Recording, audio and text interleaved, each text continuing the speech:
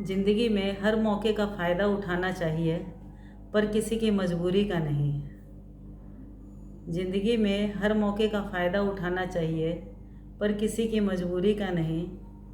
अगर ज़िंदगी मौका देती है तो धोखा भी देती है। आइए आज हम एक इंटरेस्टिंग स्टोरी सुनते हैं। एक टोपी वाला व्यापारी था जो शहर से टोपियां लाकर गांव में बेचा करता था। एक दिन जंगल से गुजरते हुए थक कर एक पेड़ के नीचे बैठ गया और अपने टोपियों की गठरी को एक तरफ रख दिया।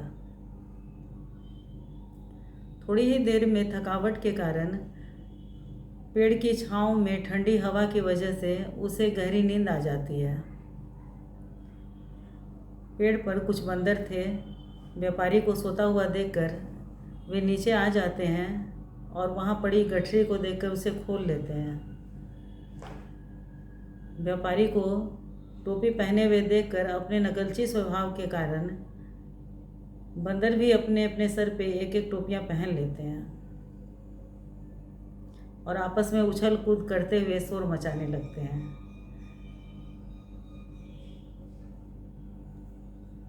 उनकी उछल कूद से व्यापारी की नींद खुल जाती है और वह देखता है कि सारे बंदर टोपी पहने हुए हैं। व्यापारी को बहुत दुख होता है और वह सर से टोपी उतार कर सोचते हुए सर को खुजाने लगता है। तो वह देखता है कि सारे बंदर भी सर को खुजाने लगे। यह देखकर उसे बंदरों की नकलची प्रवृत्ति का याद आता है, ध्यान आता है। तो उसे एक उपाय सूझता है।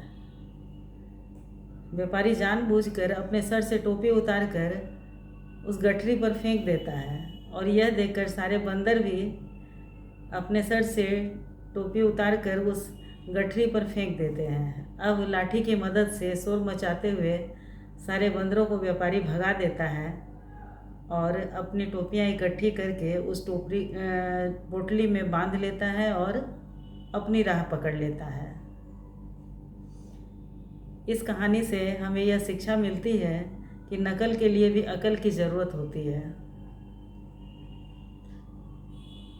अनावश्यक देखा देखी से ज़्यादा कुछ हासिल नहीं होता है।